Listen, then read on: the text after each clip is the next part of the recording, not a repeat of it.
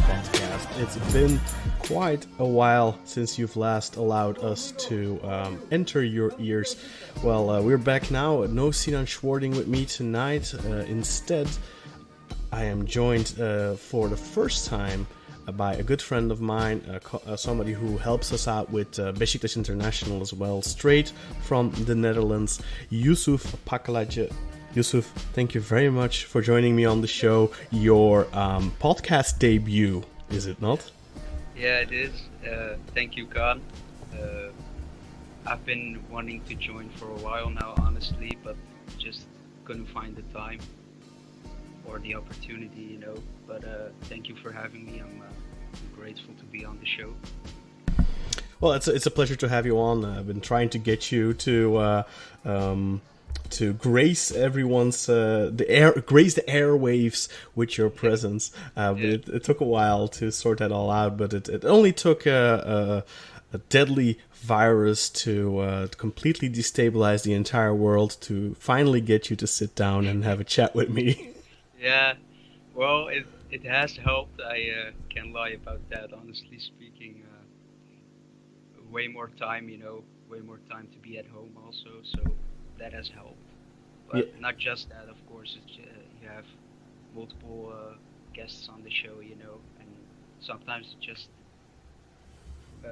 when we talk about a match or something, I haven't always watched it really carefully. You know what I mean?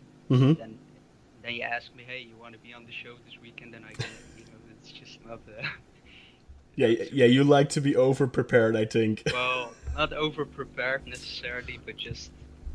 Yeah. I want to have some basic knowledge, you know what I mean? Yeah, of course. But we're briefly going to cover the Galatasaray match, and as you mentioned off air, it's been over a month, but we have to get to it since we haven't gotten to it yet. I think Sinan did like an emergency episode kind of a couple of weeks ago just to tie people over a little bit, but he didn't manage to get to the Galatasaray game.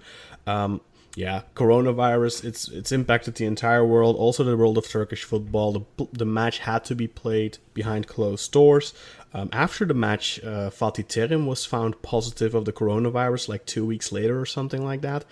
So for a while there, I personally was a little bit worried about Sergen's health because he, of course, shook hands and hugged Fatih Terim before the match and stuff like that. The match ended in a 0-0 score. What do you think about the fact that the match was played behind closed doors? Did Besiktas get an advantage with that? Do you think that do you believe we would have gotten a point if it wasn't for that fact? Well, I think we absolutely gained an advantage. Just when we started watching the game, first 10 minutes it was already clear. Just there wasn't any excitement. You know what I mean? There wasn't any passion in the game, and honestly speaking, I think if Galatasaray had those 50,000 fans behind them, I think they definitely would have scored at least one goal.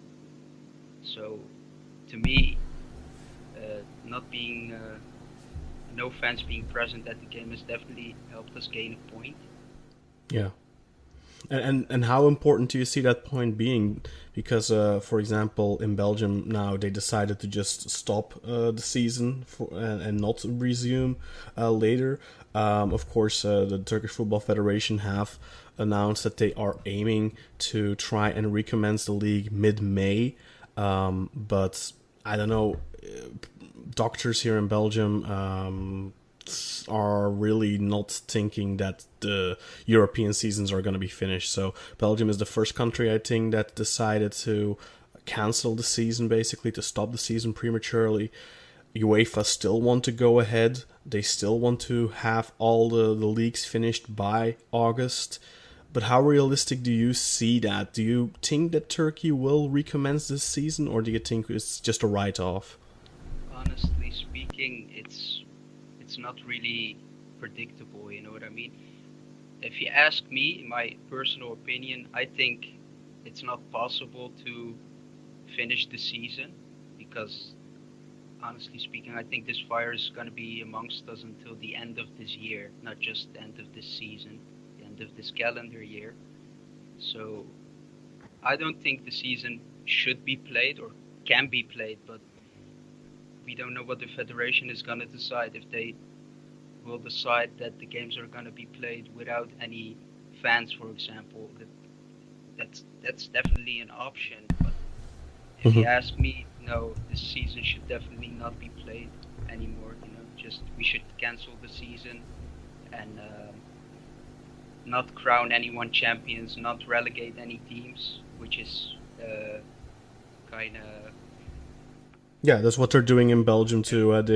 They have regularly they have 16 teams in the league, and next season they're going to be having 18 teams again, how it used to be, and I think how it should be. But yeah, so that's what Belgium are doing. Any notes that you have on the Galatasaray game that you want to maybe quickly share before we move on? Well, honestly speaking, I was happy with our display in that game. After the game, I heard a lot of Galatasaray fans complain about our tactics and our game plan. They thought we were playing 11 men behind the ball, if you know what I mean. But honestly speaking, I didn't have that feeling, honestly. Okay, yeah, I was really happy with our performance. I thought we defended perfectly, except for the last 20 minutes, I think. And we tried to attack them on the counter, and we definitely had opportunities to score a goal. So I was happy with our game plan. I was happy with the way we handled this game. But yeah, we couldn't score a goal because, as I've told you before, our attackers aren't really on a good level. Yeah. Burak isn't having a great season due to injuries, age starting to get to him, of course. And then, yeah, Nkudu probably had the best chance of the match, and if only he had passed it. I'm not sure who it was in the center. Was it Burak?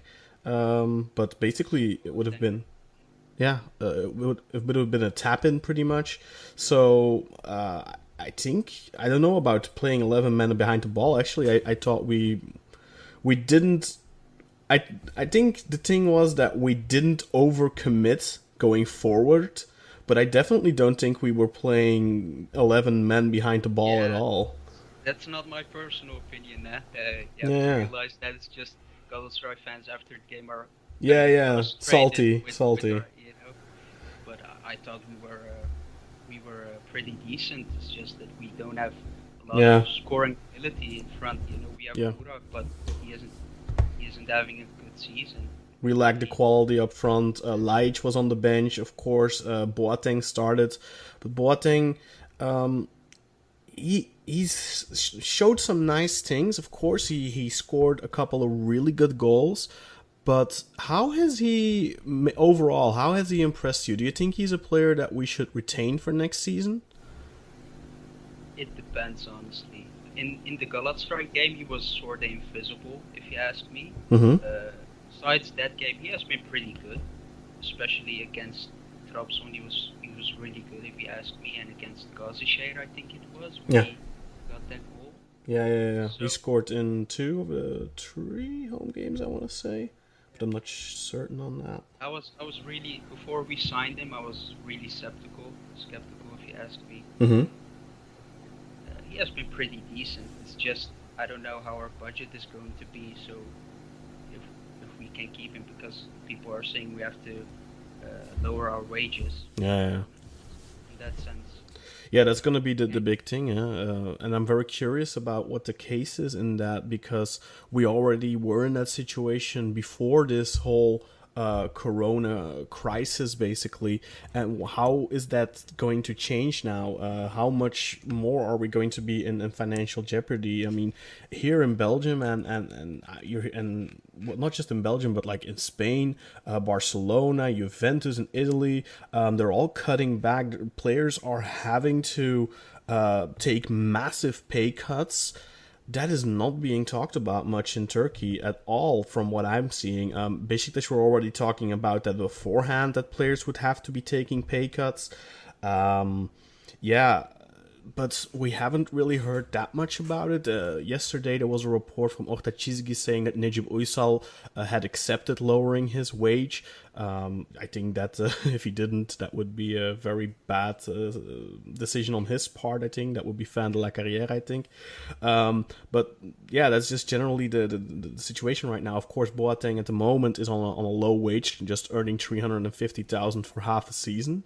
I think if he would come back next season for say 700,000, he would. I think Besiktas are always going to sign him again. But his contract for next season, if he is retained right now, he would be earning 1.7 million as it stands. And I think that that's just too much right now because, as you mentioned, we have to downsize. We already had to downsize before this crisis hit. And now this is not going to have a good impact on our finances. Our finances are only going to be worse. Financial fair play, UEFA have already said that they are going to relax financial fair play significantly. So it's not something that we have to worry about. Of course, there's then the TFF deal. I don't know what they're going to do with that, because honestly, I think they're going to have to take some drastic measures in that regard, because otherwise clubs are just not going to survive, especially given the situation in Turkish football right now. And even, I mean, the big clubs are in massive financial troubles at the moment, and those clubs could disappear under these extreme circumstances right now. So yeah, I don't know exactly what there is to expect, and I wanted to talk to you about next season. And the squad that we're going to have to put together, the players that are probably going to be leaving, possibilities to get other players. But before we get to that, how do you see the financial situation right now for Turkish football, for Besiktas in particular? Well, as you said, we were already in a terrible situation. I think when we say terrible situation, I'm putting it lightly. But so yeah, you can swear, you can say we're in deep shit. Yeah, so this has definitely made things even worse.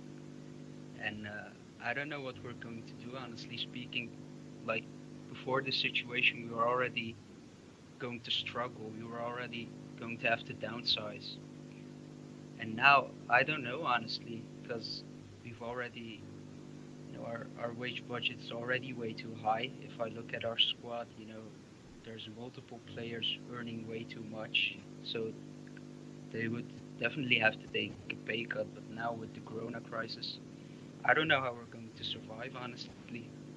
It's going to be really, really difficult.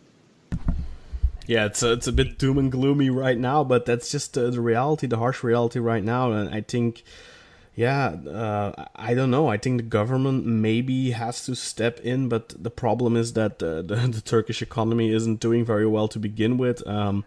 President Erdogan had already asked the citizens of Turkey last week or the week before to send money to the government. So I don't know if we can expect a bailout for Turkish football from that side of the spectrum, so to speak.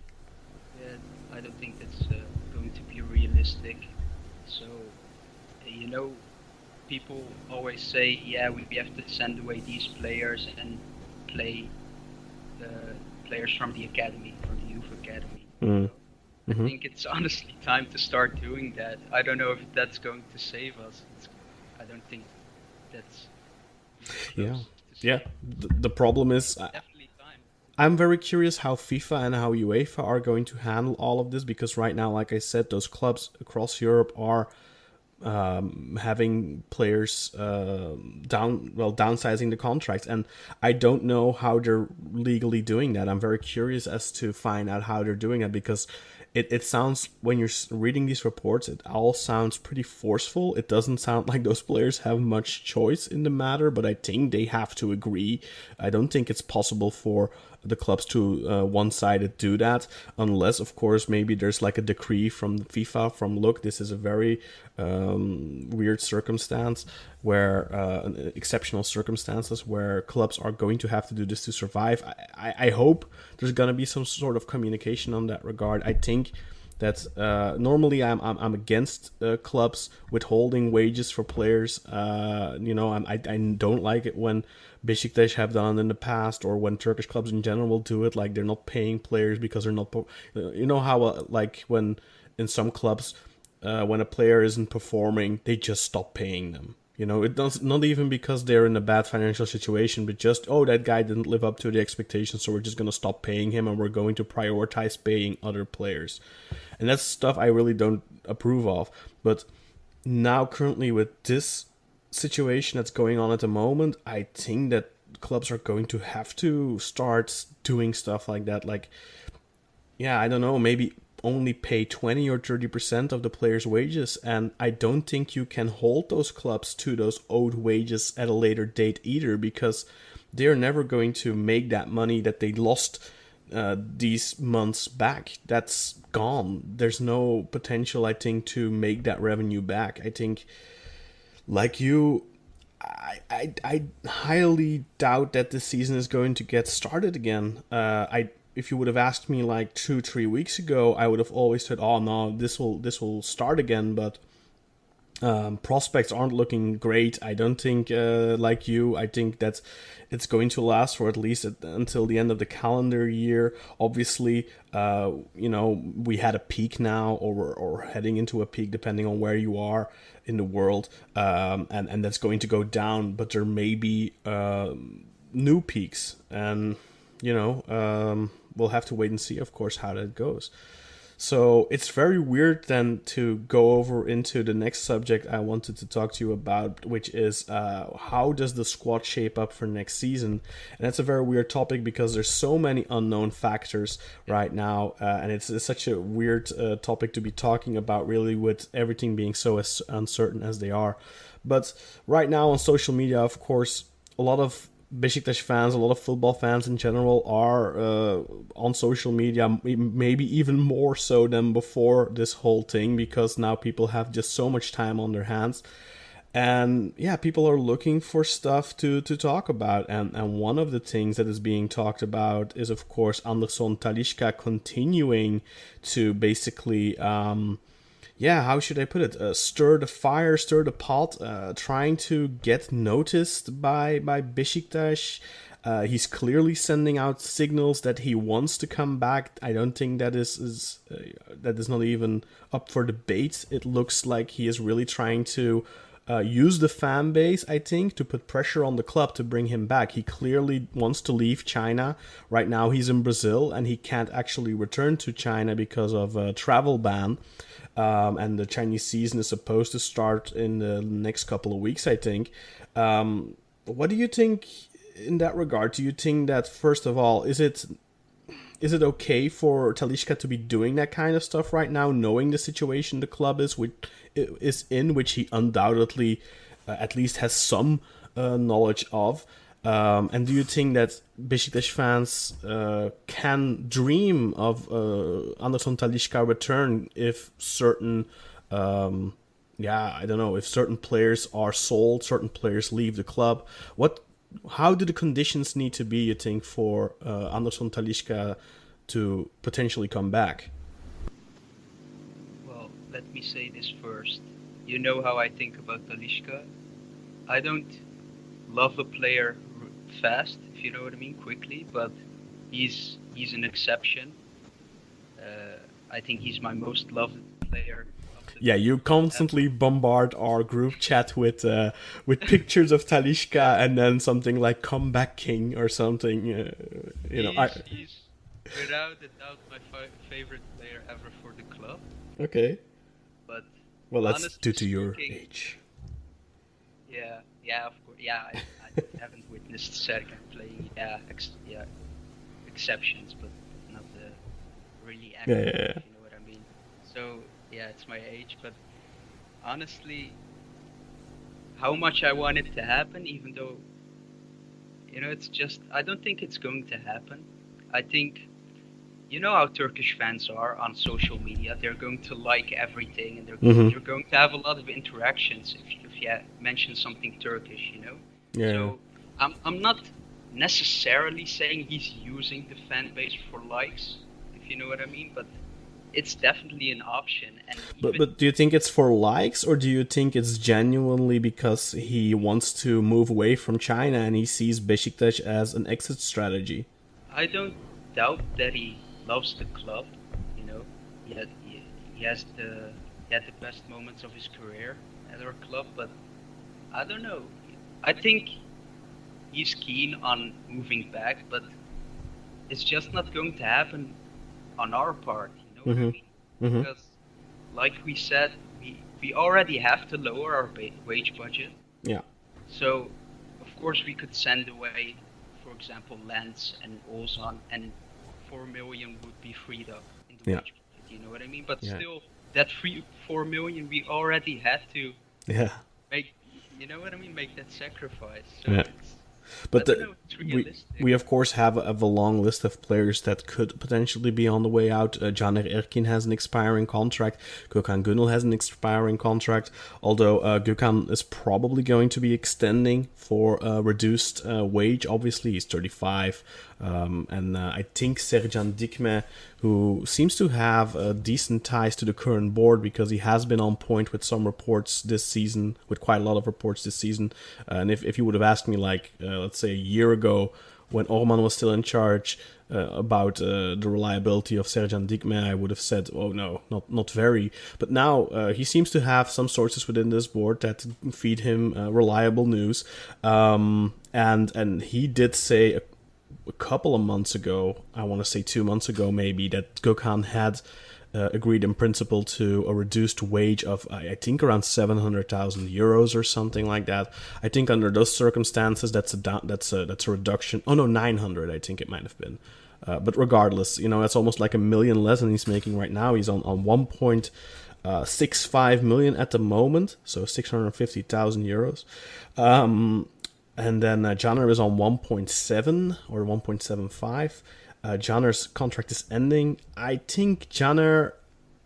If I were Janner, I probably wouldn't take a wage significantly lower, because I think at 31 he can still go and get a good contract elsewhere, like Başakşehir or something, or Kasımpaşa maybe not 1.7 million, but I think he can probably still get 1.4, 1.5 at Başakşehir or something, and I don't think Besiktas will be offering him over 1.1 or whatever, because Besiktas are obviously looking to lower their weight budget significantly. But those are two guys that potentially may be off the wage bill. Then, of course, there's Adem Ljajic, who has gotten criticized very heavily this season, and he's only 28. He still has a lot of value, I think. In Italy, clubs might be interested in him. In Russia, maybe clubs might be interested in him. Although we, of course, have to see how those Italian clubs, how do they come out of this crisis? Because, of course, it's hit Italy hardest of all, perhaps even. But yeah, let's just speculate for a bit here. Let's say Ljajic is sold. Let's say Janner does not extend and leaves. Let's say who else is on an end of a contract? Maybe Burak. We somehow managed to sell him because he's on a high contract. Jermaine Lens, Ozan. There's a lot of players that could be on their way out in the summer. Do you see any possibility for us to bring in Talisca and maybe build a team around him, make him, instead of having 2-3 star players, just go with one guy, build around that guy, if he is willing to accept a reduced wage and be at the center of a project? Do you think that could be possible some way? Well, it's a really hard question to answer because there's so much uncertainty right now. But it really depends on him. If he wants to accept a wage of, say, 2 million euros, then maybe, if he really, really wants to come, then it could be possible. It's just there's so much uncertainty and so many factors we just don't know that it's really hard to tell. But he does seem keen to move back if it's not him using the fan base. So, it really depends. But as you said, there's a couple guys leaving that have really high wages. So Mm-hmm. if he really, really wants to come, then it could be possible. But even then, it's really hard, if you ask me. Yeah, for sure. It's probably a little bit of a pipe dream for Besiktas fans, and it looks like it's going to be a tough summer window for sure. Lots of homework to do, and I mean, we don't even know if this season is going to be finished, and that also brings with it uncertainty in regards to income for next season. We don't know if we're going to be playing in Europe. An interesting thing was suggested here in Belgium by Anderlecht of all clubs. They suggested that the European revenues would be shared amongst all the top flight clubs for the next 3 years, was their suggestion. Now, I think the next 3 years is a little bit ridiculous. I also think it's given the way that season ended, or that ranking looked with Club Brugge 15 points in the lead, one match away from the end of the regular season. Of course, in Belgium, they have a playoff system like we had for one season in Turkey with that Superfinal. It was basically the same thing with the top 6 playing each other still twice in order to determine who goes to Europe and stuff like that and who becomes a champion, blah, blah, blah. But basically, they had played 29 out of 30 matches in the regular season, and Club Brugge was 15 points ahead. So I think it's a lot easier for them to decide, look, end of the season, Brugge are champions. Okay, so Brugge are going to the Champions League. Obviously, in Turkey right now, the situation is very different because we have Trabzonspor and Sivasspor on equal points on 54, 53, I want to say.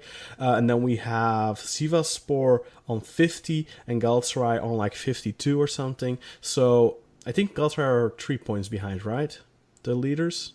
Yeah, it's 3 points. Yeah, they're 3 points behind Trabzonspor and Sivasspor. But anyway, and then we have a big drop-off to Besiktas, who are like 9 points behind or something like that. So it's a very different situation in Turkey. I think in Turkey, like you said, you can't really declare a champion given with this, because obviously Trabzonspor and Besiktas here are on level points. Head-to-head, they are also level, so then you have to look at goal differential. And then obviously Trabzonspor would win in that regard, but how fair is it really with still almost a third of the season to go to declare somebody champion based on goal differential? Not very, I would say. So the situation in Turkey is a little bit different and a little bit more interesting, I think. If the season does not continue, I do believe that distributing the European prize money from next season among the 18 clubs in the league is the only way to go, really. I think you can't go and say, look, Trabzonspor finished first, so they're going to take that ticket straight into the Champions League and all the corresponding money, which is like almost 45-50 million euros. Now, you can say, look, they take the ticket, but they can only keep, like, let's say 15% of that money, and the rest of that money, or maybe 30%, whatever. Let's say 25% of it goes to them, and then like 5% goes to Besiktas here, plus whatever they get from their campaign.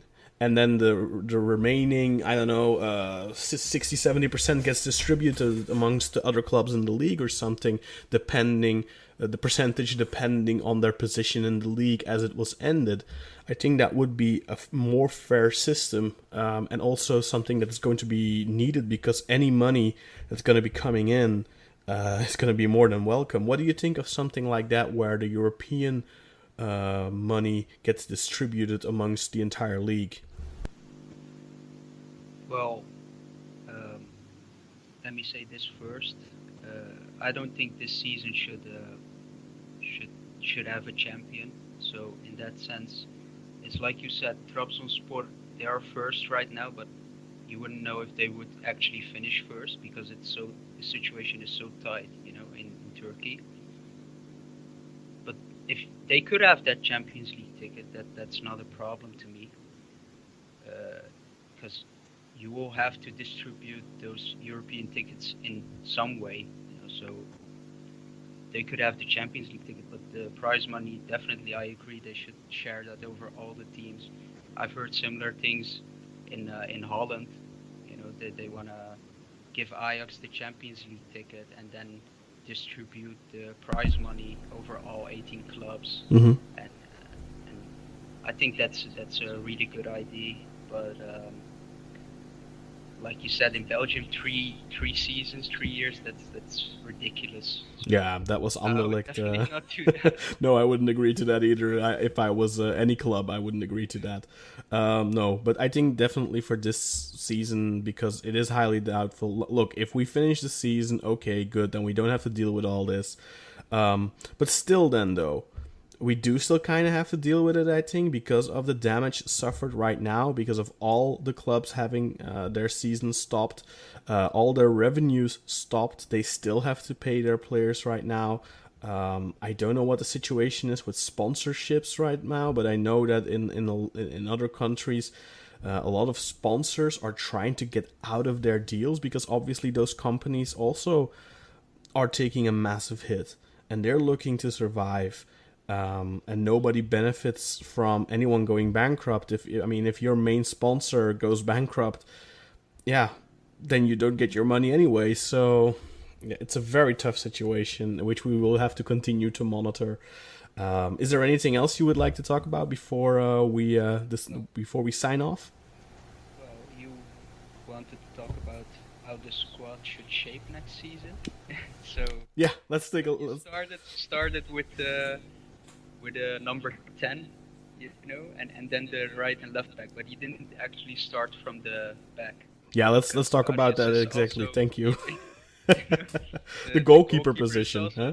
Yeah, that's definitely an important position, and we have learned a little bit that Volkan Babacan is being considered for that position. Um, that would be such a deflating move, right? I mean, I think there's so many better options. I'm not saying Volkan Babacan is a terrible option, like a short term maybe, but I would take him in a heartbeat as a second goalkeeper. If he is willing to take a low wage and he doesn't mind sitting on the bench, I would not mind him as our second choice one bit. But personally, I really want to see. I'd rather even see Ersin get like at least a couple of months to prove himself. And okay, look, if he completely bombs, obviously you can say, okay, what, we're gonna put Volkan for the rest of the season. But I do not want to see us start a season with Volkan Babacan as our number one. What about you? Definitely, I agree. You know how I think about Turkish goalkeepers. I hate them, honestly. The only exception being Rüştü. All the others ones, I'm not a fan of them. I mean, hate is a strong word for me, but I definitely have the same mistrust of Turkish goalkeepers. I mean, I didn't even trust Rüştü. I thought Rüştü was an extremely volatile goalkeeper who did really weird stuff sometimes. Still be my age, because World Cup 2002 was when I was like 9. So. Oh, but he was amazing. He was amazing in 2002, but I mean, when he was playing for us, he was good, and sometimes he had those matches where it's like he was absolutely unbeatable, and but then other times he'd do such weird stuff, and like, remember that one time for Turkey, even when he ran, I think it was against England, when he ran out and gave like a karate kick, and he's done stuff like that throughout his career, where he's doing weird stuff. Remember 2008 where he just chased the ball outside the box, and then Croatia, I think it was, scored. Yeah, so he's the same. Well, not the same thing, but also a big mistake against Germany, if you remember. So yeah, he wasn't always reliable, but it was the best of the bunch, so to speak, for me. So, so Volkan Babacan, I would, just based on his nationality, I wouldn't already. I would not take him. But based Racist. on his skills, I don't think he's a bad goalkeeper. No, he's a good goalkeeper, but he's very just not good enough. Yeah, I mean, he's a decent goalkeeper, and I think he's relatively reliable. He doesn't do weird stuff like Rüştü used to do, like Volkan Demirel used to do. He's a lot less eccentric, I think, but he is just, I don't know, like, there's a reason why Mert took the jersey from him at Besiktas, I think, because Okan Buruk and even Abdullah Avci last season wanted more of a footballing player as their goalkeeper, and that's one of the weaknesses, I think, for Volkan, is just that his footwork is just subpar. Yeah, if I had to take one Turkish goalkeeper, it not that I'm a huge fan of him. That's not it. But I think he is the best Turkish goalkeeper. Kaan. Who? Sorry, Mert or? Yeah, Mert. I think Mert is the best Turkish goalkeeper at the moment. People are praising Uğurcan, of Mm-hmm. course, but Yeah, it's a little early. I mean, Uğurcan has made his share of mistakes even this season. yeah, That people are just forgetting those because he had some amazing games like against Fenerbahce and stuff, like amazing performances. But he also has those moments still, and he's very young, of course, and maybe into that's the maybe thing with yeah. it's same with was it Onur? Yeah, Yeah, that one Onur, yeah. amazing game against Fenerbahce. You remember? Yeah, in And won Kadıköy. the title, and everyone was like, "Oh, he's great. He's gonna be amazing." And he was just like, he isn't bad. He's not bad, but he's not really good goalkeeper or something like that. He has his flaws, and I think the same about Uğurcan.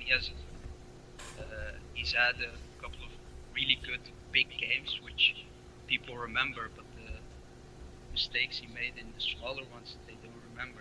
So Yeah, and it's also maybe the fundamentals that are often lacking with Turkish goalkeepers, like raw talent. I think we often see with like reflex wise. I think we've seen some Turkish goalkeepers that might have been world class in those attributes, but then just fundamentally.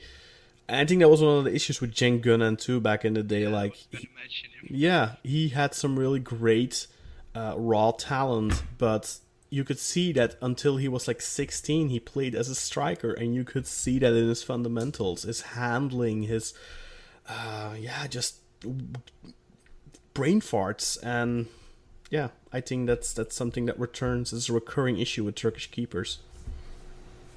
Yeah, I agree. So that's why I also wouldn't want Volkan as our first goalkeeper. But let's face it, Karius is going to leave. We can't afford him, and even if we could, I doubt we would take him. He's not been good enough. I don't think he deserves the hate he's getting right now. But that's Turkish fans. I think. Yeah, Same with Quaresma, same with Caner. They deserve to be criticized, but it's ridiculous. But he is going to leave, and yes, he's simply not been good enough. So we have to accept that and find a replacement. And as you said, like, I definitely wouldn't want Utku to, take over. no, yeah. I don't think he's been good enough, in the Yeah, he has those same fundamental issues, I feel. And we haven't seen enough of Ersin. I mean, we saw him, I think, in at least one friendly against Panathinaikos, and he was really good in that match. But how much can you really base your opinion on one game? Yeah. Yeah, that's the thing. Cenk Gönen was also really good in that one game against Villarreal pre-season. Remember that one? So No, I don't even remember that. I remember people just having rose-colored glasses on about his match against Dynamo Kiev, because of that carambol. But people just forget that the carambol happened because of Cenk in the first place. And yeah. yeah. So if Sergen thinks Ersin is good enough to get a chance, he should get the chance. I'd rather have him get his chance than sign Volkan Babac on his first goalkeeper. But I don't know. Honestly, I don't know what we're going to do. And what do you think of guys like Ridvan, for example? We've seen a little bit of him this season. Do you think he should get a chance at left back next season? Do you think he's good enough for that? Or do you think we should play it safe, still get a senior left back and see with Ridvan maybe in cup games or something? Well, first things first, I think Caner definitely has to leave. Mm-hmm. He doesn't deserve the hate he gets, but he's simply not good enough. But with him, it's more divided. People look at his assists and think, "Oh, he's good. Why does he get so much hate?" And the other side is just tearing him down, and that's also not deserved. Personally, for me, it's more. I don't hate on Janner at all. I think he can be valuable, but I think he's kind of this in the same way how Quaresma became a little bit the problem for the team, where when you have a Janner, when you have a Quaresma, sometimes the team is too inclined when they are struggling and they don't find a footballing solution to just give the ball to those guys because they always can cross. And I think that's dangerous.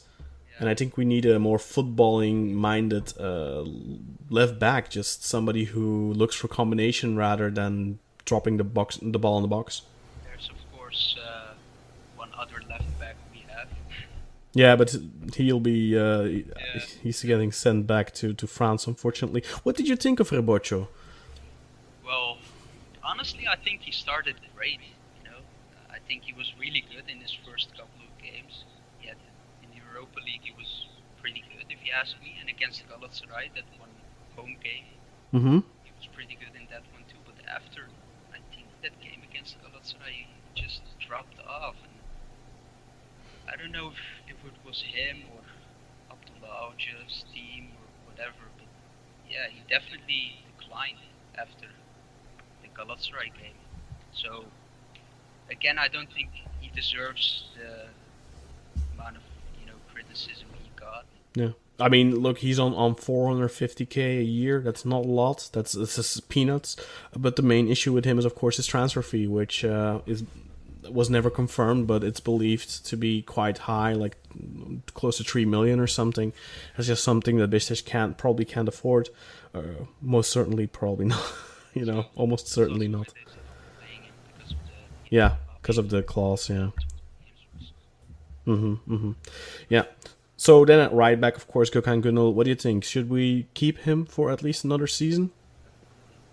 Definitely. Same thing with Gökhan. I see people criticize him, and I don't understand because I think he has. Do people really Yeah, criticize him? well, not at this moment, not necessarily this season, but before the season, definitely. I heard a lot of people nagging about him. I really didn't get why. I thought he was really good. I think he has been really good since he came in. Yeah, when he's fit. Yeah, When he is fit, he is. I always feel like he puts in a solid performance. For me, he's like Atiba. He's like a. You can write him down as a. He's gonna give you like a 7 out of 10 performance almost every match, and sometimes 8 or more. But maybe sometimes he'll only have a lesser performance. But usually that's because he's playing with like injections or something, or he's not 100% fit. yeah, I agree. So I definitely think we should keep him, and if he's going to, take a pay cut, then Yeah. there's no question in my mind. Yeah. So even his age, 35, doesn't bother you. No, definitely not. I think age is just a number. Yeah. It's Yeah, same for sure, with, for sure. Same with Atiba. Yeah. When Atiba had like 3 or 4 lesser games in the season we won our second title, so 2017. At the end of the season, Mm-hmm. we played Kasımpaşa and stuff. That period, he was a bit less than normal. Tired, maybe. Yeah. And people were immediately like, "Oh yeah, he's old. He Oh, it's can't over. do it Yeah. anymore," And I just don't agree with that. And we've seen that a lot the last 3 years or so, because this season they did it, last season they did it, the season. I mean, it feels like they're doing it every season. Every time Atiba has a drop off in form, it feels like people are writing him off. Like, not just saying, okay, maybe he should play less games, maybe we should get a replacement and just alternate a little bit more. No, it's immediately, it's either he's great or he's done, he's finished. Funny because I think he has been our best player this season. Yeah, probably. I mean, if you look statistically, he's having his best season of his career, I think, statistically, in terms of goals and goal contribution in general. Just the amount of goals he scored. I think he's got 4 or something, and then he has like 4 or 5 assists. So, statistically, he is having the best season of his career, which is funny. So yeah, that's why I think age. You shouldn't. Yeah, of course you have to look at age, but it's not the sole thing you judge a player on, if you know what I mean. And I think Gökhan and Atiba have been amazing. Well, yeah, amazing over their whole career for us, and pretty good this season even. So Yeah. I think they both should stay, because I think Atiba's contract was also ending. Yeah, but he basically for the last, I want to say 3 or 4 years, he has always had an expiring contract, and he always extends for 1 year, basically. Which I mean, I understand from one point, but on the other hand, especially like a couple of years ago when we were financially we were doing better, and given the fact that he's always had one of the lowest contracts in the team, like he has never had more than 1 million euros guaranteed. Of course, he had like certain clauses where he was making like 1.3, 1.4 at the end of the day, but his base wage, his base guaranteed wage was always just at max. At the most it's ever been was 1 million euros. If you compare that to the rest of the team, even like back in 2014, we had players who were earning 1.4, 1.5, 1.6, 1.7. He's always been one of the absolute lowest paid players in the starting 11. And I don't know, I think a couple of years ago he definitely deserved like a 2-year extension or something instead of a 1-year extension. But you know what? Atiba doesn't make a big deal out of it. He's loyal to a fault, maybe even. I would love to see him finish his playing career at the club. Also, just seeing, he's settled in Istanbul, his family, his wife is there, they're happy, his kids going to school, speaking Turkish and stuff like that. They seem very much in love with the city and the country, and yeah, it would be nice to see Atiba continue with us, I think, for next season, even if it's not always going to be as a starter, because we have Fatih Aksoy coming back from Sivasspor, and maybe he's going to be the replacement for Atiba. I don't know if you see that in him. I think it's a very different type of a defensive midfielder. He's more, much more a pure defending midfielder, I think, and less of a passer. But he has a couple of nice assists this season as well, and he has quite a decent amount of key passes as well compared to El Neni, for example. I think Fatih should definitely get a chance at least with us. He has been really good for Sivasspor this season. Of course, it's a question if he can, continue that with a bigger club, and also because it's only been one season, it's kind of a question mark. But I think he should definitely get a chance. But if I had to pick one or the other, Fatih or Atiba, then Atiba also said he wants to finish his career next season, so he should definitely get that 1-season contract and then end it with us. Yeah. And his second can rotate between. I would not be surprised if Atiba at the end of next season, look, if next season goes well for him and he feels good, I wouldn't be surprised if he continues for another year. I was already surprised he said that. Yeah, me too. And a little bit disappointed. It kind of, it was like, oh, no. Yeah. You have to stay. You have to keep going. But we'll have to wait and see. Once you get to like 36, 37, 38, I think it's very much how not what level you can still play at in the games. I think it's more a factor of how do you feel after the match and how long does it take you to recover from playing 90 minutes. I think that's the biggest issue for those guys. And as long as that's okay, as long as their body feels okay, I think it's fine. But I know that Atiba does like, I don't know if he's currently doing it, but like he does like certain cleanses and stuff like that. He was doing it a couple of years ago. I remember one match he was sick or something. And that was because he had like his sin day like a couple of days before, which was like one day a month he could like eat everything or something. And then he had like diarrhea or something. Yeah. So anyway, so Atiba and Fatih Aksoy coming in. Fatih Aksoy then probably coming in for El Neni. How have you liked El Neni this season? Do you think we should try to keep him at a reduced wage, or do you think no, El Neni has disappointed? Let's just give Fatih Aksoy the chance. El Neni, the thing is, I've really disliked him until Sergen came in. First couple of games I thought he was really bad, and then afterwards we had that winning streak, of 5, 6, 7 games, and people were praising him. Oh, we aren't conceding goals, stuff like that, and it's because of El Neni. I didn't agree. I thought he was still not good, But after Sergen came in, I have to admit he has been pretty good. He's been pretty decent. So it could have been the team. It could have been. Is the role maybe he's playing in right now? Because before, I think with Abdullah Afci, we had Atiba and El Neni basically playing next to each other, and now it's very clearly El Neni is the designated 6. He's tasked with all the defensive work, and Atiba is playing way much further up the pitch, which sometimes leads to weird situations where he just finds himself in offensive positions where you just feel that that's not really his thing. So El Neni as a 6 right now under Sergen, I personally have liked his performance a lot. I think he does a lot of work and he gets to do what he does best apparently. Recover the ball, work hard, chase, and then just give the pass, give the ball off as quick as possible to a teammate, and not have to do too much himself offensively. Another question then, of course, there's Doğukan Tokus. Last week it came out that he has refused to re-up his contract. His contract is just running for another year. Of course, this season he might be 2 years. He signed a 3.5-year contract when he first came. So, was he with us full season last season?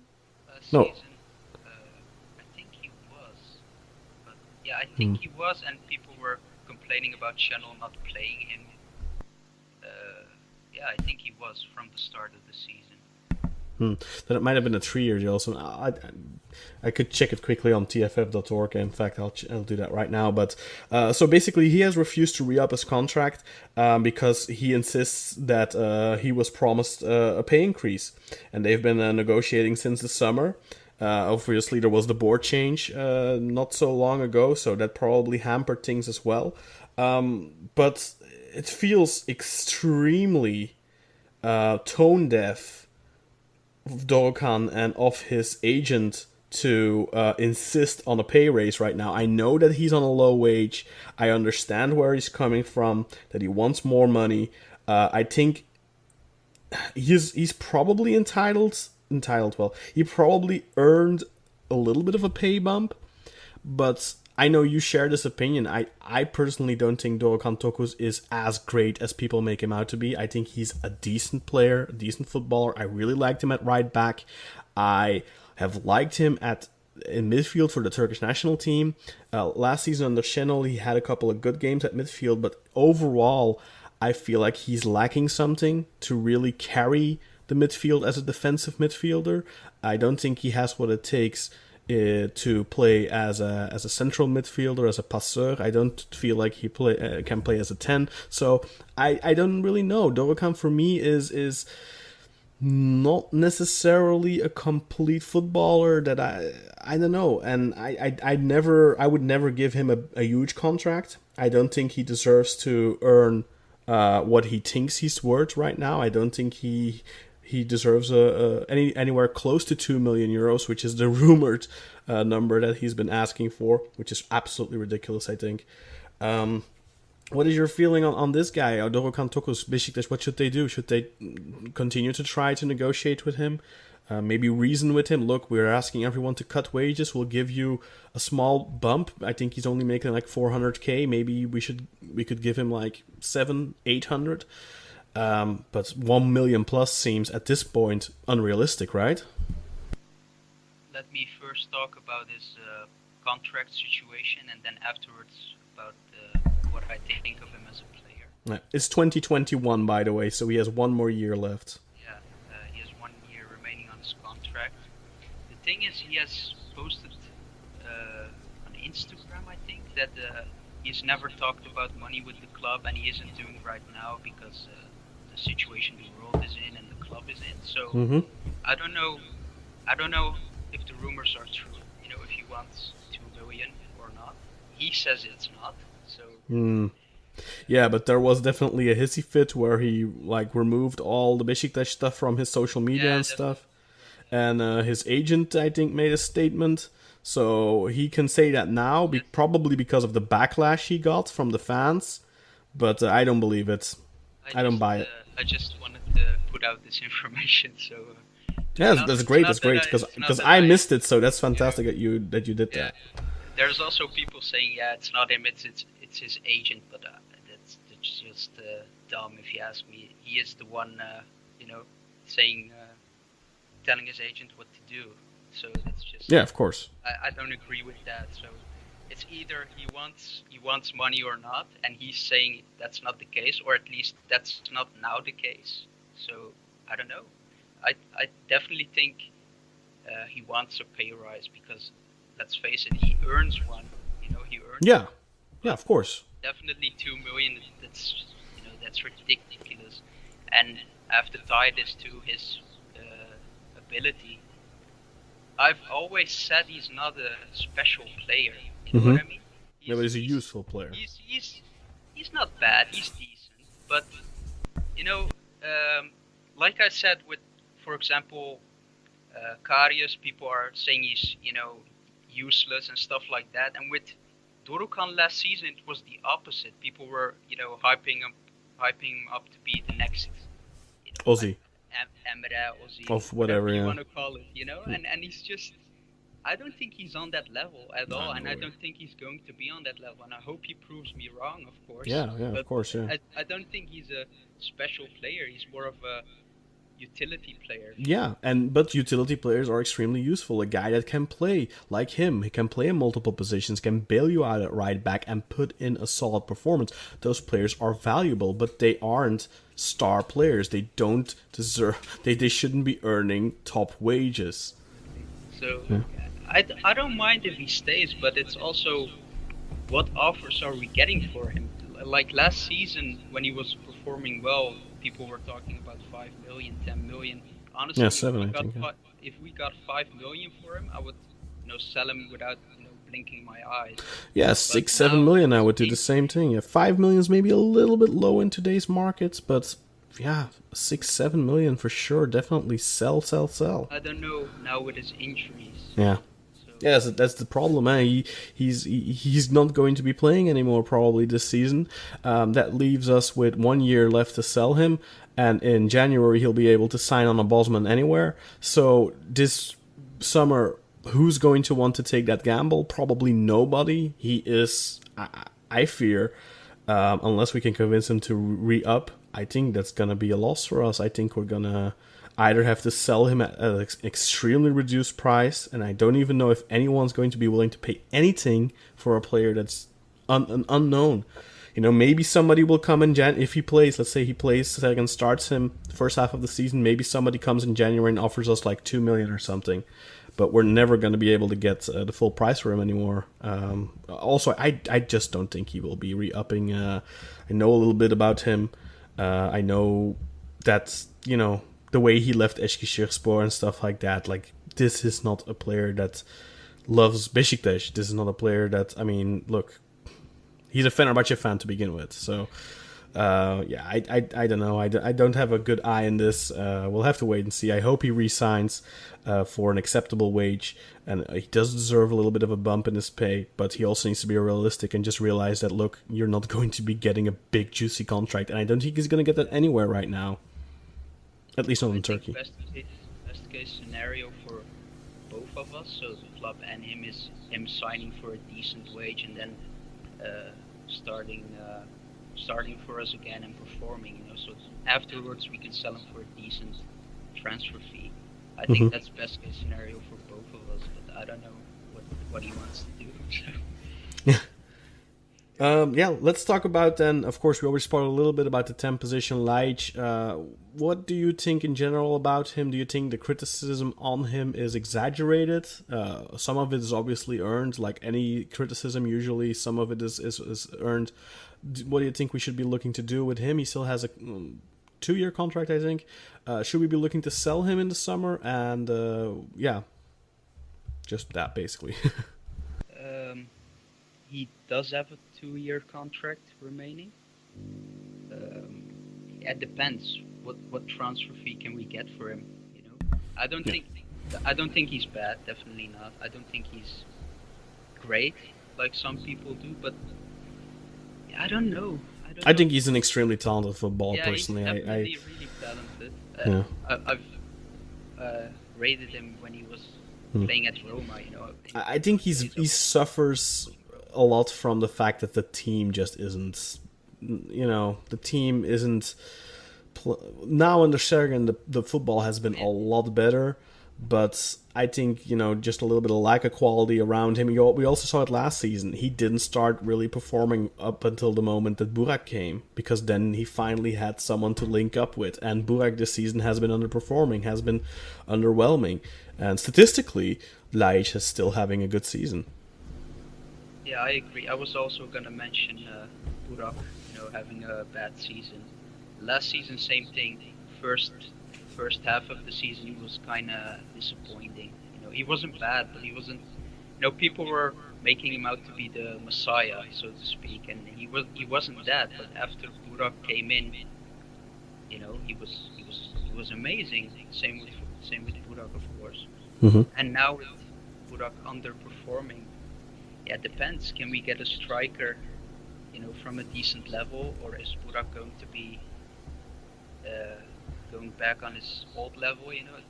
So many question marks, and like I said, it depends. Can we get a decent transfer fee for him?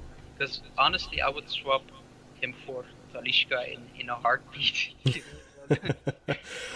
Personally, I prefer, in my 10 position, I've said it in the past, I prefer somebody who has vision, who can pass ball and stuff like that, and that's not Talisca. But look, I mean, Talisca, like you said, he's a special player. I think when you play with Talisca, you simply don't play a system with a 10. You have to play a different system. You have to operate in a different way. He has to basically play as a second striker almost.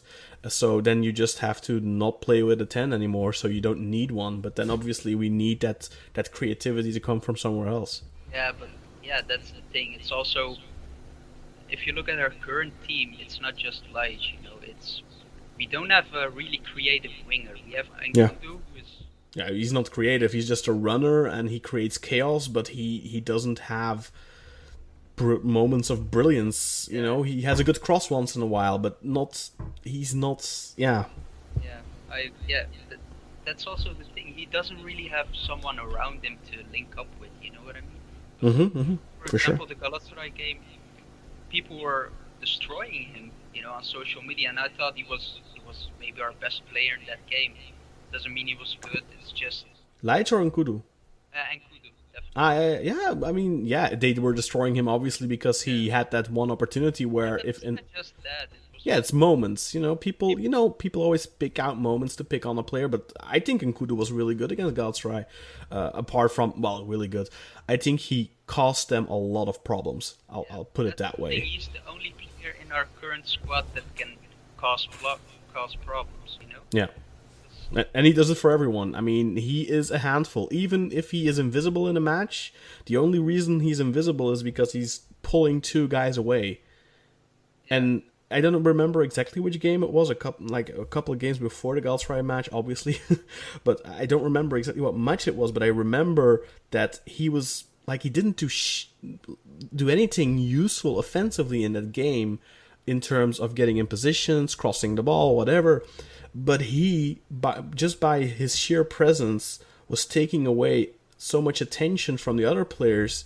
That just led us to win that match. I don't even remember which game it was, but I remember vividly Nkudu, despite the fact that he was quote-unquote invisible, was being beneficial for the team because he required the opponents to mark him very tightly and to designate two defenders to him. That, in turn, offers other players space and the opportunities to score goals. And that's something I think that people don't notice because they're not looking for it. But I mean, for you listeners in the future, when you think Nkudu is not playing a good game because he's not getting the ball often or whatever, try to pay attention to how many players he's pulling away from the center. Just do that for a couple of matches. He's our most dangerous player this season, and that's the thing. We don't really have another player that can create danger. Of course, Laic, but What do you think of Tyler Boyd now with Sergen Yalchin? He definitely has had a resurgence, finding himself a little bit, I was really liking him under Sergen so far, and I think he worked hard fought to get a chance, and towards the end now he was a starter for Sergen. What do you think of Boyd going into next season? Should he be someone that should we be looking for, or is he not good enough like some people are saying? I definitely don't agree that people are saying he isn't good enough, but those people aren't really basing it on his qualities. I think Yeah, they're basing it on the fact that he has 0 goals and 0 assists in the league or something. It's more like the first couple of games of the season. He wasn't bad, but he wasn't really visible. He wasn't really present. But people were immediately making him out to be terrible. Mm-hmm. That's what I hate about Turkish football fans. It's like when someone has an invisible game, he's immediately playing bad. There wasn't like that with Boyd. He was just not present enough. He was still coming into his own. Yeah. This is not a player that is coming from a big league or anything like that, and immediately, this is a guy, this is the biggest contract, the biggest club he's ever played for, and he needed to settle, and he immediately got concussed against Sivasspor, which immediately, because he had a really good preseason, but then, that first game of the season, I think he was playing pretty well. He missed some chances, yes, but I think he was playing well against Sivasspor, and then he got his head smashed by Samasa, and yeah, I felt like that hurt him. He definitely, the following matches, I really had the impression that he wasn't 100%, and I really think he had a concussion in that game. And then it just felt like Abdullah Avcı kind of lost faith in him, and he started giving him less and less opportunities, and you could see that gnawing at the player. And I think you can see the proof in the pudding just by the fact that as soon as Sergen came in, Boyd had a new fire lit under him, because he knew, look, new coach, new opportunities, and I'm going to grab it this time. And he did. Yeah, I agree. Like I said, I don't think he was bad the first half of the season. He had a couple of really good games even. I think against Braga he was pretty good. But yeah, one of the few matches where he was allowed to start. Yeah, but in general, he was sort of invisible in his first couple of games, and in the games afterwards, he didn't really get a chance to prove himself. So it's just really unfair of people saying he's bad. It doesn't have any skills. That's not true. Yeah. Maybe also has to do with the football we were playing. I think he probably needs to be involved a little bit more. I think Boyd is a player that could do well in a 2015-16 Şenol Güneş type of team that plays a little bit more combination football. And when Sergen came in, I think he's been good since Sergen came in. If I have to look at the Galatasaray game specifically, I think I've told you this. He wasn't present in attack. He was just, no, but he worked his socks off. Yeah, same thing. He wasn't bad in that game. He was great defensively. Yeah. Even. I think the reason that Onyekuru was neutralized for the most part was Boyd. That was the biggest. That's probably why Galatasaray fans were saying we played with 11 men behind the ball, because Boyd, in fairness, Boyd basically played like a second right back. But wasn't Gökhan out for that game? So we kind of had to do it? I think so, yes, but yeah. I don't quite remember. I think Gökhan was out. Didn't Lens play as right back? Yeah, I think Lens was right back. So then you can kind of understand maybe why you want to put a little bit of a lockdown on Henry Onyekuru, the guy that just got Galatasaray's first win this century in Kadıköy since 1999, the first win for Galatasaray away at Fenerbahce, and that was in large part due to Henry Onyekuru. So I completely understand that Sergen decided, look, I'm going to neutralize that guy. And look, it paid off. We got a point. It's not a win, but we didn't lose. And yeah.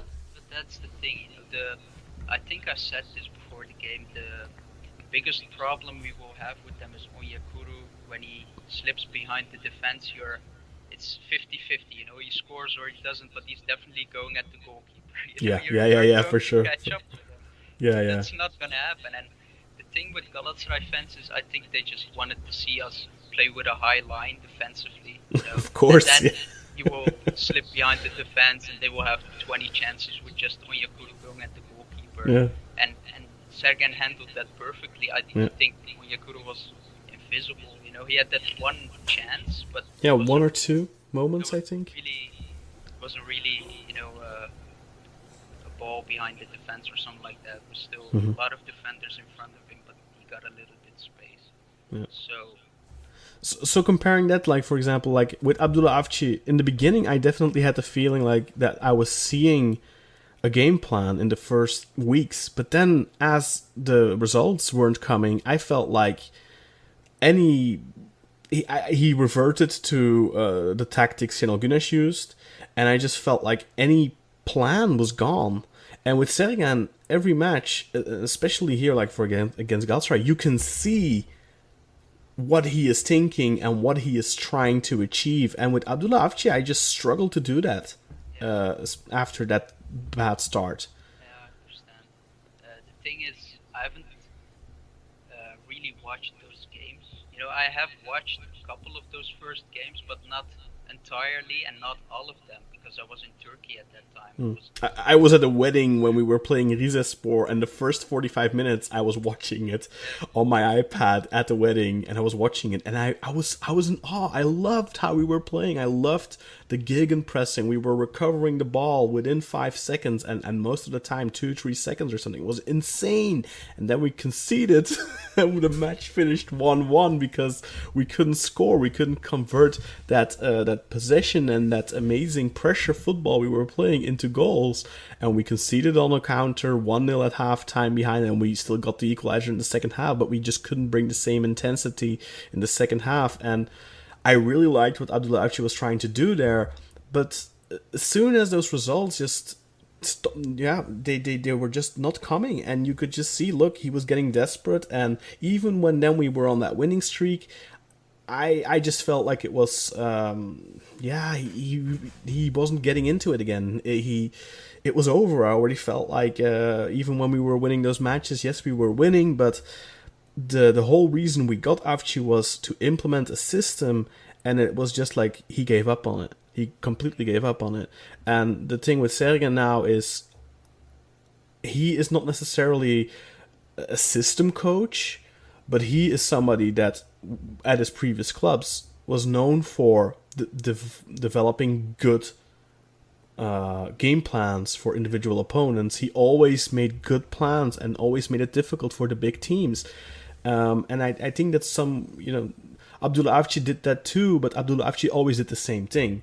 And Sergen, I have seen him do stuff at Alanyaspor and at Gaziantepspor before that. I've seen him do things where I really like the football they're playing against the big clubs. He isn't just making them play Catenaccio or something like that. No, he's actually, especially with Alanyaspor, attacking offensive football and grabbing the opponents by the throat. And I remember, I think it was a match against Galatasaray last season where I was really impressed by the way Alanyaspor were just kicking their asses and playing gutsy football and had them figured out. And I think it ended in a draw or maybe even a win for Alanyaspor. I don't remember exactly, but I like that about Sergen, and I hope to see more of that next season. But obviously, a lot of it will depend on what is he going to have available to him in terms of tools, in terms of the players. Because at Alanyaspor last season, I think he had a fantastic squad, and that needs to be taken into consideration too. At the end of the day, I don't think Sergen is somebody who's going to win the league with us if he doesn't have a good squad. I don't think he's the type of coach that's going to, like a orange, just squeeze out the final bits of juice. I think you need to give him plenty of quality to work with, and I think if you do, then he is a fantastic coach. But we don't have the financial means for that, so we'll have to be smart about it. We'll have to find young players, cheap players. We'll have to promote from within, and then we have to look for some opportunities in the free transfer market, perhaps. And it's really a shame that what was that guy's called? The name the player from Kocaelispor, the winger, Karadinis something. Young 20-year-old, 18-year-old winger that for Kocaelispor in the third division this season had scored already like 11, 12 goals or something. And we had a deal with him, but unfortunately Antalyaspor came in and offered more money. That's really unfortunate because I think those are the types of signings that we should be going for right now. And very low risk, but potential high reward, and that's the type of stuff we need to be on the lookout for at the moment. definitely. But it's also one of the reasons it's going to be hard to compete for the title. You know, Yeah. I definitely think Sergen is a coach who can get everything out of a squad, but just I don't know if he can do that for a whole season, and I don't know if even if he does that, if the squad is going to be good enough to actually win the title. That's the issue, I think. But I Mm-hmm. definitely do think he is a coach who can, you know, get Get the yeah, yeah that's not, the I most out didn't of it. mean like he can get the most of a team, but I mean like I don't think he can get a team to completely transcend and rise above their level for an Yeah, entire season, and do enough to win the league. I think he needs a certain amount of quality, like any coach would need. um, yeah, because at the end of the day, the ways that the Anatolian teams are going to approach matches against Besiktas is different. Like they approach matches against Sivasspor. With all the respect for Sivasspor, that's just a fact. Those teams are going to play more defensively when they come to Vodafone Park, unless of course they smell blood or something. But we're going to need a certain level of quality next season, and it's going to be interesting to see. Now, obviously, Umut Nair, that's a player I think for the bench, he's fine, whatever. Guven Yalchin, he's disappointed. I think he definitely has to go out on loan. If it were up to me, I would just sell him. I don't really see that much potential in him, but you never know. But Burak Yilmaz, he's our main striker right now, and I think he's been part of the problem, despite statistically having a decent season, because I think he has more than 10 goals, but half of those have come from penalties. Um, Burak Yilmaz, what do you think? He's on a pretty high contract as well. Do you think he is? Is it possible to still get rid of him, to sell him? Do you think we should do that, or do you think we should just look, Burak? We know the situation we are in. Please take a pay cut. Do you think that's an option? Do you think that's what we should be doing? What should we be doing with Burak uh, Yilmaz? well, that's a difficult question because last season Burak was, amazing. I think in those 6 months he was the best player of the league, honestly. But yeah, this season he has been dreadful. And as you said, he does have a decent number of goals, but most of them are penalties, which is one of the things I love about him. If he's going to take a penalty, it's most certainly going to go in. I love that about him. Same with Cenk in the past. Yeah, it's But nice to have when a player steps up. It's nice to not have to bite your nails. but it's just we can't keep him if definitely Yeah, with this wage, yeah, it's simply and not an and option to keep him. and his contract extended not for 1 year but for 2 years.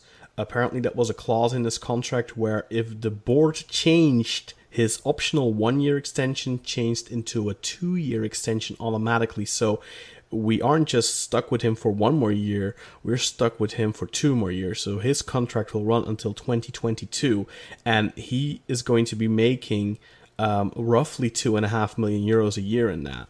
So that is a lot of money given our position currently. And look, if he bangs in 17, 18 goals next season, okay, fine, and if half of those aren't penalties, Yeah, but yeah, it's also his form of last season wasn't really sustainable. That was just he was transcending himself. I you would think that, but then again, if you look at the season before that, he scored 23 goals for Trabzonspor in like 25 matches, I think, and then in the first half of the season, he scored 5 and 7. So he was maintaining that level of like conversion at least for quite a while. We just got him at the wrong point, I think. Kartal and Özcan both have said so many times we should have signed him when Trabzonspor signed him, and yeah, I think that that's also that's said true. that so Yeah, many times. yeah. If we signed him, we would have been champs four Had we seasons in signed a him row. instead of I've said it Negredo, so many yeah, times. yeah, we Four probably would have seasons won the in the league. league. Yeah, But yeah. yeah, I don't know. I think It, it's it will be so interesting if we could pull a Avengers Endgame and just go back in history and just yeah, change a couple of things, just to see how things would have gone. just man. I mean it. I really mean it. If we got Burak back in 2017 instead of Negredo, Yeah, we would have been champs not 3 but 4 seasons in a row. Including yeah. last season. And Negredo is another player I think that gets criticized unfairly, but I just think that people were just expecting a little bit the wrong thing about him. Plus, I also don't think that Şenol Güneş being his coach helped much, because in the first half of the season he was basically treated as a bench warmer that was making 5 million a year. Yeah, I agree. It's the thing about Negredo is he has that one moment people will always remember. It's not that he was bad or something like that. It was just that one moment people will remember 50 years from now. Yeah, if he scores that goal against Galatasaray, people probably would be putting him on pedestal right now and would be calling him a legend. I've also said it's really unfair to say Negredo cost us the title. I know that's an exaggeration, not literally, but it's also. I don't think it's just Negredo, because Babel was also. You remember? I think Babel's chance was way bigger than Negredo. Yeah, huge one-on-one. But because it was 0-0 at that time, people were going to point to it. But I think it's been decent, just not 5 million a year. Yeah, that's the thing. If he was making 2 million instead of 4.3 or whatever it was, I think nobody would have complained too much. Plus, I mean, if you look at the total, if you look at how many goals he ended up scoring at the end of the season, and if you look at how many starts he had, it was decent. I think he had like 10, 11 goals or something. Or maybe it was less, but yeah, it doesn't matter. Anyway, it was still, I mean, he just had to, the first half of the season, it was just, Cenk was ahead of him, and rightfully so. He had earned that, especially given his performance in the Champions League. But that did hamper Negredo's ability to really come into his own. And then suddenly, when Cenk was sold, everything fell on Negredo. But yeah, then he wasn't 100% settled. He didn't have the confidence of the coach entirely. He did so much of football is mental, and if as a striker especially, if you feel like you're appreciated by your coach, if you feel you're important and you're made important, then your performance is going to improve drastically. But if you were always made to feel like you were kind of second fiddle, and suddenly the guy before you left, then you still don't feel like you're important. You still feel, it's basically just like, oh yeah, well now they need me because they don't have anything else. But that's not the same type of feeling you have when you get the appreciation to begin with. And I couldn't agree more, because I'm a striker or winger myself, and I've had the same feelings, when a coach doesn't appreciate you, it's really hard to give it your all and to actually be good, You can still have decent games, but it's not quite the same when a coach doesn't believe in you. And so, for example, I've been at the same club for 5 years now, myself, and I'm a winger, and the first 2 years I had a coach that didn't really believe in me, and I thought that wasn't deserved. Not to defend myself, but you know what I mean. Yeah. And then that coach left, and the last 3 seasons I've had a coach that actually believed in me, and it's night and day. It's so much different. And some people respond to it differently. So under some players, it really lights a fire, and they're like, "Oh, I'll show you." And some players do that, but that's quite rare. Yeah, but it's also not really sustainable, if you ask me. If a coach consistently, drops you, ignores you. It's not really sustainable to do that for a longer period of time. And I think with Negredo that definitely happened. I think with Boyd we kind of saw that against Braga. He kind of had that, well, I'll show you. And then he did, and then the next league game I don't think he got a single minute. So that then the player goes like, okay, well, what the hell do I have to do? And he plays him in a cup game that's like, I don't want to play in this game, Yeah, like at minus 30 degrees in Erzurum or something, whatever it was. So even yeah, whatever. Same thing. Yeah. So it's going to be very interesting to see your squad change for next season. I can't wait for the summer and I don't know. I don't know what to expect from the summer window, because we need a lot. I think there's going to be a lot of changes. There's going to be a lot of movement because obviously players are going to be leaving. But limited budget. It's going to be very interesting to see. I think Erdal Torunolare has probably been working hard behind the scenes already. We of course have that interesting deal now with Fortuna Sittard in Holland, who are going to be doing scouting for us in the region in the Netherlands, Belgium, Germany. Obviously, Sittard is situated very well close to the German border. It's going to be interesting to see what kind of fruits that will harvest, or however I should put it. Of course, we still have Jermaine Lens, guys like that obviously we would like to get rid of just because of their wages. I think Jermaine Lens is... He continues to prove that he is a useful player. I think he had some good games this season. I think if Jermaine Lens was making like 1 million instead of 2.5, he'd be a fantastic squad player. The problem is he's just making way too much money. I think he is quality, but he is not always very consistent. He shouldn't be making the top wage he's making right now. I would love to keep Jermaine Lens at a reduced wage, but I just don't think that's realistic. Let's close off on Jermaine Lens then.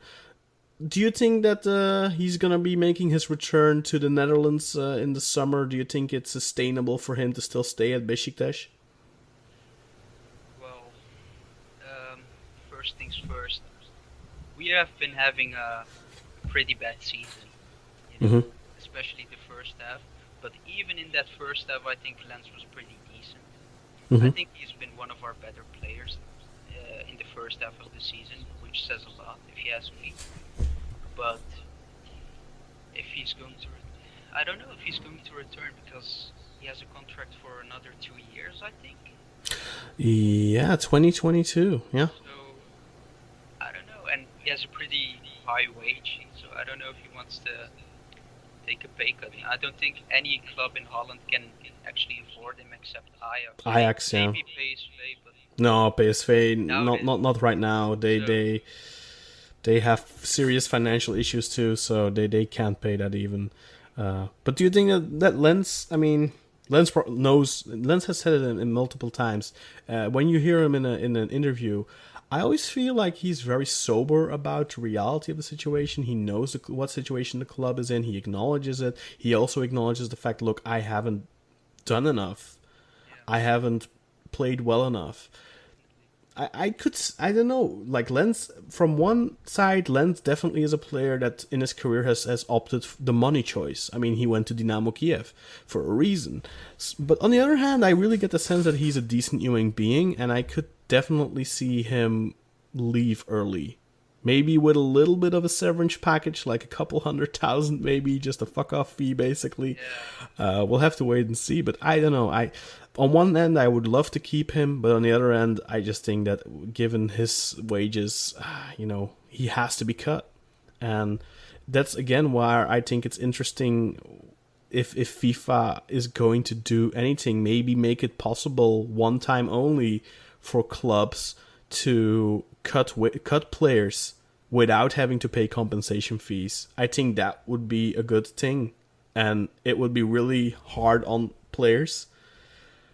But I think something like that needs to be done for clubs to show. Otherwise, I think a lot of clubs are going to die. And at the end of the day, look, if these clubs are going bankrupt, players aren't going to get their wages either. Yeah, of course. Yeah. Definitely something has to be done.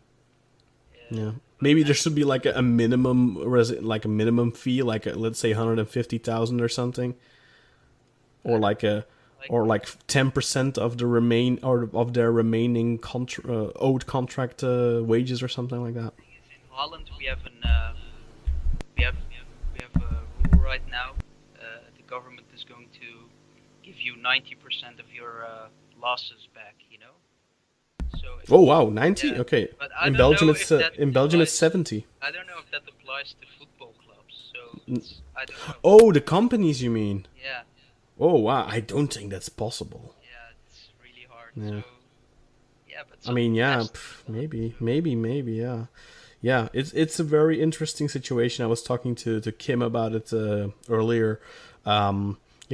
She said something along the lines of, look, like she had read that right now it's kind of the question of between two choices. Either we saddle the next generation with an enormous mountain of debt, or the other choice, we let a lot of old people die. That's the cruel truth. It's a really weird situation we are in. Besiktas weren't in a good position to begin with, but this if only made things worse. But maybe, yeah. I'm very curious what the developments are going to be. I really hope that FIFA and UEFA are going to do something to help save clubs.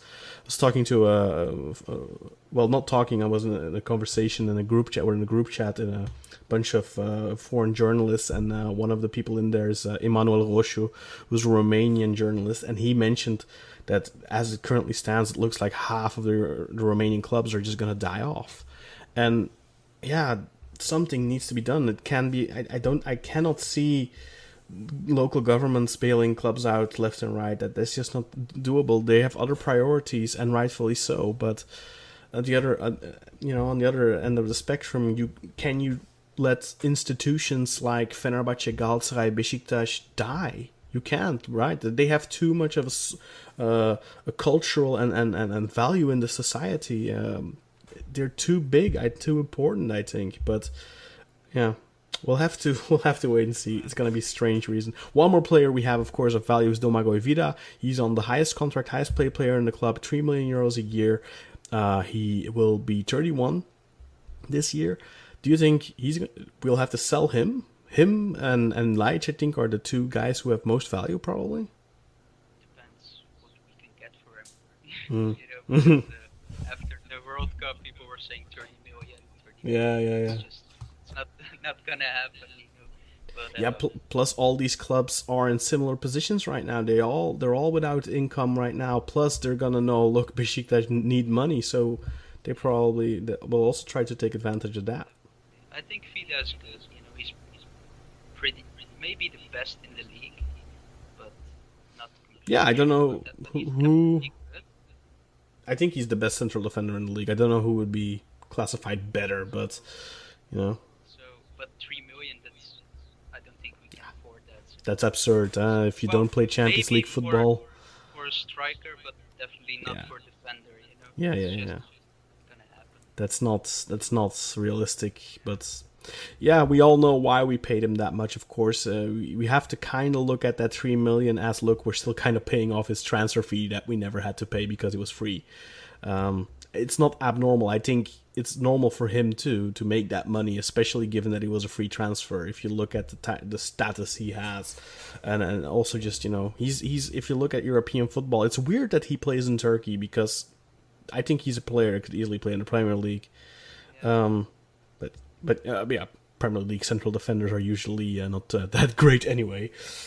But I think we pretty much covered it all, Yusuf. Anything you want to add? I think we've covered everything. Honestly, it's been even longer than I thought it would be, because there's nothing actually happening right now except the virus, of course. But yeah. So yeah, it's been good. Yeah, thank you very much for joining me on the show, and congratulations with your debut, and hopefully we'll be able to have you on again in the future. Thank you, man.